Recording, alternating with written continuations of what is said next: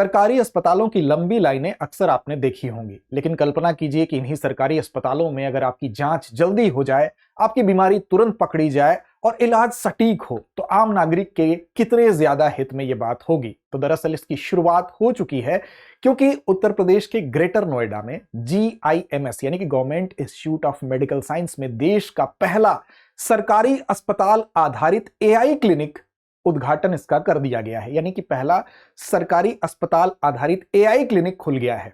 अब ये स्वास्थ्य के क्षेत्र में एक तकनीकी क्रांति का संकेत भी है। तो आइए समझते हैं कि सरकारी अस्पताल में अगर AI क्लिनिक खुला है तो इसके क्या मायने हैं। साथ साथ हम इसके संबंध में कुछ अन्य परीक्षोपयोगी तथ्य भी आपके लिए लेकर आए हैं। शुरुआत करते हैं इस टॉपिक की। बात करेंगे सबसे पहले खबर की। तो खबर यही है कि चूंकि ये भारत का पहला है तो आपके परीक्षा के लिए भी महत्वपूर्ण है। सरकारी अस्पताल आधारित कृत्रिम बुद्धिमत्ता यानी कि आर्टिफिशियल इंटेलिजेंस पर आधारित ये गवर्नमेंट का एक AI क्लिनिक है। अब AI क्लिनिक के क्या क्या फायदे होते हैं इस पर हम चर्चा करेंगे, और ये कहां खुला है ये बात आप याद रखेंगे। ये government institute of medical sciences GIMS Greater Noida Uttar Pradesh में स्थापित किया गया है। इसका हाल ही में उद्घाटन हुआ है। अब देखिए, AI क्लिनिक की विशेषता और इसका उद्देश्य, इन दोनों चीजों को पहले समझना जरूरी है।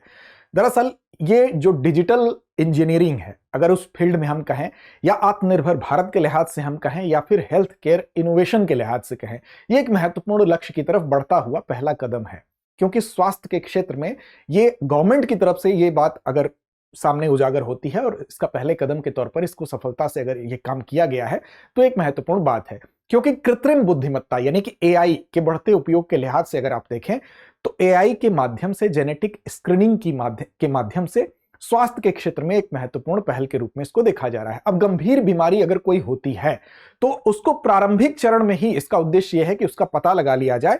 जैसे तमाम ऐसी बीमारी होती है, विशेष तौर पर अगर हम कैंसर की बात करें, जैसे आजकल जो सबसे सामान्य तौर पर प्रचलित कैंसर के रूप में अगर देखा जाए तो लंग्स से संबंधित, फेफड़ों से संबंधित और ब्रेस्ट कैंसर, ये दो कैंसर ऐसे हैं कि अगर प्रारंभिक चरण में ही इसका पता लग जाए तो इसको कंट्रोल किया जा सकता है। तो ऐसी गंभीर बीमारियों को प्रारंभिक चरण में ही उनको डायग्नोज किया जा सके, उनको पता लगाया जा सके, इसलिए ये एक महत्वपूर्ण कदम के रूप में इसको माना जा रहा है। विशेष तौर पर ऐसे लोग जिनकी आय यानी कि आम नागरिक जिनकी आय बहुत ज्यादा नहीं है, जो महंगे अस्पतालों तक जिनकी पहुंच नहीं है, उनके लिए ये एक महत्वपूर्ण पहल हो सकती है। अब इसकी सफलता पर निर्भर करेगा। अब इसमें क्या होगा, तो AI आधारित हेल्थ केयर स्टार्टअप्स को वास्तविक अस्पताल के माहौल में सेट किया जाएगा ताकि वो अपना समाधान विकसित कर सके और परीक्षण और सत्यापन करने का इनको अवसर मिलेगा। दरअसल इसके माध्यम से AI का उपयोग इन क्लिनिक्स में होगा और यहां पर जो भी गंभीर बीमारी होंगी उसको प्रारंभिक चरण में डायग्नोस करने के साथ साथ तमाम वो टेस्ट, जिसमें विशेष तौर पर अगर हम बात करें तो जैसे ब्लड टेस्ट हो गया, एक्सरे हो गया, या अल्ट्रासाउंड हो गया, या आप कह सकते हैं CT स्कैन हो गया, MRI हो गया, इन सारे टेस्ट में अगर कोई जटिलता होती है उसको उसका कंक्लूजन निकालने में अभी जो मानव आधारित जो चीजें होती हैं तो उसमें समय लगता है, टाइम टेकिंग होता है। अब इसके समय को अगर कम कर दे, जिस चीज में 1 दिन 2 दिन लगता है आपको रिपोर्ट मिलने में, अगर वो 1 घंटे 1.5 घंटे में वो रिपोर्ट आपको मिलने लगे तो जाहिर सी बात है कि ज्यादा से ज्यादा लोगों तक इसकी पहुंच होगी, ज्यादा से ज्यादा लोग लाभान्वित होंगे और साथ साथ इसकी सटीकता और ज्यादा बेहतर होगी। अब इसमें देखिए इसका प्रमुख फोकस क्षेत्र क्या है, तो medical imaging, clinical decision support system और डेटा आधारित स्वास्थ्य सेवाएं। एक एक करके समझते हैं। तो देखिए, मेडिकल इमेजिंग का मतलब, जैसे मान लीजिए आपने कोई एक्सरे कराया या आपने कोई अल्ट्रासाउंड कराया, तो उसमें जो इमेज आती है उस इमेज का विश्लेषण करने में, जैसे मान लीजिए कोई बहुत छोटी सी माइनर सी प्रॉब्लम है जो कि हमारे आंखों से, मनुष्य के आंखों से उसको देखने में, खोजने में असुविधा हो रही है, समय लग रहा है, ऐसी दशा में AI का इस्तेमाल यहां पर उसको तुरंत खोजने में सहायक होगा और माइनर से माइनर चीजों को भी जल्दी पकड़ के जल्दी डायग्नोस करने में यह सहायता करेगा। तो पहली चीज तो यह हो गई कि मेडिकल इमेजिंग में यह सहायक होगा। क्लिनिकल डिसीजन सपोर्ट का मतलब कि अगर कोई चीज ऐसी है जिसका विश्लेषण करने में ज्यादा समय लग रहा है तो क्लिनिकल डिसीजन लेने में भी AI सपोर्ट करेगा। और इस तरह से अगर किसी भी चीज की, किसी भी व्यक्ति की अगर ये देखना है कि उसका जेनेटिकल डेटा क्या है, उसकी जीवन शैली कैसी रही है, उसका मेडिकल हिस्ट्री क्या रहा है, और सभी चीजों का विश्लेषण करते हुए किस दवा को चलाया जा सकता है कि इसको बंद करना सही होगा और इसको किस अन्य जांच के दायरे में लाना उचित होगा, ये सारे डिसीजन लेने में क्लिनिकल डिसीजन सपोर्ट में इसकी महत्वपूर्ण भूमिका होने वाली है, जिससे कि समय भी कम लगेगा और सटीक तरीके से निर्णय पे पहुंचा भी जा सकता है। डेटा आधारित स्वास्थ्य सेवाएं जो होंगी वो बेहतर होंगी, क्योंकि इसमें ज्यादा डेटा जो है वो उसका विश्लेषण बहुत कम समय में संभव होगा। अब विशेष तौर पर इसको तैयार किसके द्वारा किया गया है ये भी देख लेंगे।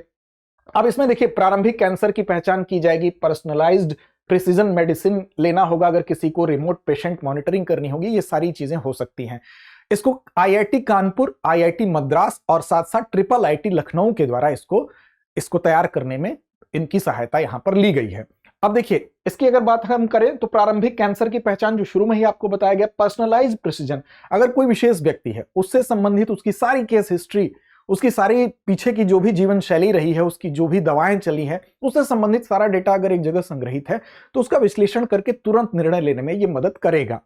अब इस तरह से एआई क्लिनिक जो पहला आपका पूरे इंडिया का गवर्नमेंट क्षेत्र में आधारित जो पहला क्लिनिक खुला है, वो एक महत्वपूर्ण पहल के रूप में, अगर ये सफल होता है तो इसकी संख्या हमें आने वाले दिनों में और ज्यादा मिलेगी और इसका एक गुणात्मक परिवर्तन बहुत जल्दी स्वास्थ्य के क्षेत्र में दिखाई देगा। विशेष तौर पर भारत का जो एआई मिशन है, इंडिया एआई मिशन है, वास्तव में उसमें जो फोकस है मुख्य 3 क्षेत्रों को ध्यान में रखते हुए उस पर फोकस किया गया है, जिसमें कि पहला स्वास्थ्य, दूसरा कृषि और तीसरा शासन प्रशासन के क्षेत्र में है। तो इसमें स्वास्थ्य के क्षेत्र में ये एक महत्वपूर्ण कदम के रूप में इसको आप देख सकते हैं। आगे बढ़ेंगे, इंडिया एआई मिशन पर भी चर्चा करेंगे, लेकिन उससे पहले आपके लिए सूचना है कि दृष्टि आईएएस की तरफ से हम आपके लिए लेकर आए हैं बहुत ही शानदार कोर्स। शानदार क्यों है?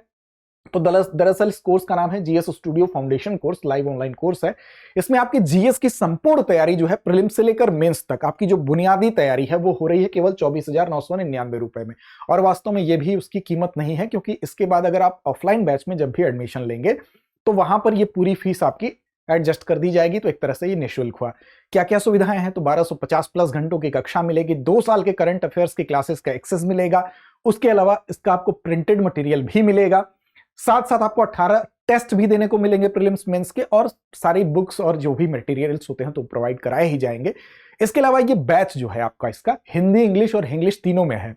अब इस छूट पर भी अगर आप AMITABH ये कूपन कोड अप्लाई करते हैं दृष्टि लर्निंग ऐप पर जाकर, तो इस फीस में भी आपको अतिरिक्त डिस्काउंट मिलेगा। अब देखिए, बैच के संबंध में देखते हैं तो हिंदी माध्यम का बैच 5 जनवरी दोपहर 2 बजे से, इंग्लिश मीडियम 6 जनवरी 3 बजे और इंग्लिश मीडियम 7 जनवरी 6 बजे से प्रारंभ हो रहा है। कूपन कोड अमिताभ से अतिरिक्त छूट का लाभ आप उठा पाएंगे। अब देखिए, इंडिया एआई मिशन की चर्चा हो जाए, जिसके अंतर्गत ये पूरा का पूरा हम सिस्टम, एक इकोसिस्टम डेवलप करने की बात करते हैं। तो इंडिया एआई मिशन क्या है? तो एक राष्ट्रीय पहल है, यानी कि एआई इकोसिस्टम को मजबूत कैसे बनाया जाए, इसके लिए राष्ट्रीय स्तर पर जो पहल की गई उसका नाम है इंडिया एआई मिशन। अब इसका क्या है? तो इसमें एआई का जो बुनियादी ढांचा है, यानी इंफ्रास्ट्रक्चर है, उसको कैसे डेवलप किया जाए, उसके लिए ही यह मिशन शुरू किया गया है। यानी कि इसके तहत एआई प्रणाली का विकास होगा, जो परिरक्षण उसका कैसे हो सकता है, उसको परीक्षण कैसे हो सकता है, इसके लिए जो परिनियोजन है वो कैसे हो सकता है, और साथ साथ आवश्यक बुनियादी ढांचा कैसे डेवलप किया जा सकता है, ये सारी चीजों को करना इसका लक्ष्य है। उद्देश्य क्या है? तो मजबूत एआई कंप्यूटिंग इंफ्रास्ट्रक्चर को डेवलप करना, और जो भी रिसर्चर्स हैं, जो शोधकर्ता हैं इस क्षेत्र में, उन शोधकर्ताओं को, जो स्टार्टअप्स करने वाले लोग हैं, उनको कैसे ज्यादा से ज्यादा सहयोग दिया जा सके, इसीलिए इंडिया एआई मिशन की शुरुआत की गई है। अब इसमें क्या होगा? तो इसमें जो डेटा गुणवत्ता में सुधार करना, ताकि हमारे पास जो डेटा की गुणवत्ता है वो जितनी बेहतर होगी, हम उसके डेटा के गुणवत्ता को बेहतर तरीके से जितना हम विश्लेषण उसका कर पाएंगे, जितना हमारे पास ज्यादा डेटा होगा उतना ज्यादा एआई हमारा कारगर होगा। तो उसमें सुधार करना है। साथ साथ जो स्वदेशी एआई प्रौद्योगिकी है वो कैसे ज्यादा उन्नत हो सके, इस पर ध्यान केंद्रित करना है। शीर्ष वैश्विक जो प्रतिभाएं हैं उनको हम भारत की तरफ कैसे आकर्षित कर पाए, भारत में उनको अवसर दें। तो इसलिए इसके लिए क्या जरूरी है? इसके लिए एआई इंफ्रास्ट्रक्चर, एआई इकोसिस्टम को डेवलप करना जरूरी है, तभी विश्व के जो शीर्ष प्रतिभाएं हैं वो यहां पर आकर्षित होंगी। तो ये इसका लक्ष्य है। साथ साथ जो सबसे इंपॉर्टेंट चीज है वो है कि नैतिक, सुरक्षित और उत्तरदायी एआई कैसे हम इन प्रथाओं को बढ़ावा दे पाए, ये भी इसका लक्ष्य है।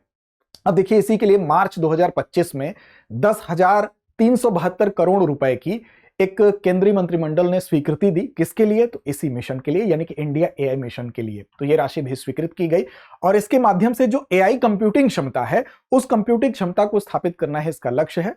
इसके माध्यम से ये कंप्यूटिंग क्षमता कैसे डेवलप होगी? तो इसमें यह है कि प्रारंभिक चरण में जो जीपीयू होता है, यानी कि ज्यादा से ज्यादा हमारे पास जब जीपीयू होगा, जीपीयू क्या होता है ये याद रखेंगे, अभी बताते हैं आपको। दरअसल जीपीयू जितना ज्यादा होगा, इसको एआई की, हम कह सकते हैं कि एआई का इंजन कहा जाता है। जैसे किसी भी गाड़ी को चलने के लिए इंजन जरूरी है, तो एआई के लिए जीपीयू जरूरी है। जीपीयू क्या होता है? तो ग्राफिक्स प्रोसेसिंग यूनिट कहते हैं इसको। जैसे सीपीयू होता है, सीपीयू क्या करता है? इसकी एक निश्चित क्षमता है, गणना करने की निश्चित क्षमता है। लेकिन जीपीयू जो होता है, इसकी गणना करने की क्षमता बहुत ज्यादा होती है। ये बहुत बड़ी बड़ी गणनाओं को एक साथ कर सकता है, बहुत कम समय में कर सकता है। तो एआई को चलाने में जो सबसे इंपॉर्टेंट चीज है वो जीपीयू है। तो जीपीयू हमारे पास जितना ज्यादा होगा, हमारा एआई का तंत्र उतना मजबूत होगा। तो सरकार का ये लक्ष्य है कि प्रारंभिक तौर पर प्राथमिक चरण में 300 से 500 जीपीयू हम अपने यहां उसको खरीदेंगे या स्थापित करेंगे जैसे भी। लेकिन अभी क्या है, लक्ष्य यह है कि कम से कम 1000 जीपीयू चाहिए, यानी कि ग्राफिक्स प्रोसेसिंग यूनिट चाहिए, क्योंकि एक साथ बहुत सारी गणना करने की एआई को जरूरत पड़ती है। अब इसके लिए अब एआई या मशीन लर्निंग जो भी है उसमें, जैसे मान लीजिए कोई भी इसका मॉडल हो, चैटबॉट ही जैसे हुआ, तो उसको बड़े डेटा को प्रशिक्षित करने की जरूरत पड़ती है। उसमें हमारे पास जब तक जीपीयू नहीं होगा तब तक हम इस चीज को कर नहीं पाएंगे। यानी कि हजारों कोर के माध्यम से एक साथ गणना करने में सक्षम होता है जीपीयू। तो इसके अंतर्गत एआई कंप्यूटिंग क्षमता स्थापित करने के लिए जीपीयू को बढ़ाने की भी एक यहां पर टारगेट उसका भी रखा गया है। तो इंडिया एआई मिशन क्या है, एक राष्ट्रीय पहल है और देश में एआई के इकोसिस्टम को मजबूत करना इसका लक्ष्य है, याद रखेंगे। अब क्षमा करिएगा, 1000 नहीं 10,000 जीपीयू की जो संख्या बताई गई है वो 10,000 से अधिक जीपीयू की एआई कंप्यूटिंग क्षमता स्थापित करने का लक्ष्य है। वो आपको जो 1000 बताया गया 10,000 से अधिक, तो 10,000 से अधिक जीपीयू की एआई कंप्यूटिंग क्षमता स्थापित करने का यहां पर लक्ष्य है। तो चलिए अब अभ्यास प्रश्न की तरफ चलते हैं। और अभ्यास प्रश्न आज का आपके लिए है, जिसकी जिम्मेदारी आप पर छोड़ते हैं उसका जवाब देने की, कि भारत का पहला सरकारी एआई क्लिनिक कहां स्थापित किया गया। विकल्प आपके सामने है, एम्स नई Delhi, SGPGI Lucknow, government institute of medical sciences greater Noida या केजीएमयू लखनऊ। इसका जवाब तो आप देंगे ही, साथ साथ अगर टेलीग्राम चैनल को हमारे अब तक फॉलो नहीं किया है आपने तो कर लीजिए, दृष्टि आईएएस यूट्यूब चैनल पर, जहां पर इस कार्यक्रम का आपको पीडीएफ और साथ साथ इसकी लिंक भी आपको मिलेगी। तो लड़ते रहिए, अपने लक्ष्य की ओर बढ़ते रहिए। अब एग्जाम की तैयारी को और बेहतर करने के लिए हमारे चैनल को लाइक, शेयर और सब्सक्राइब करना ना भूलें।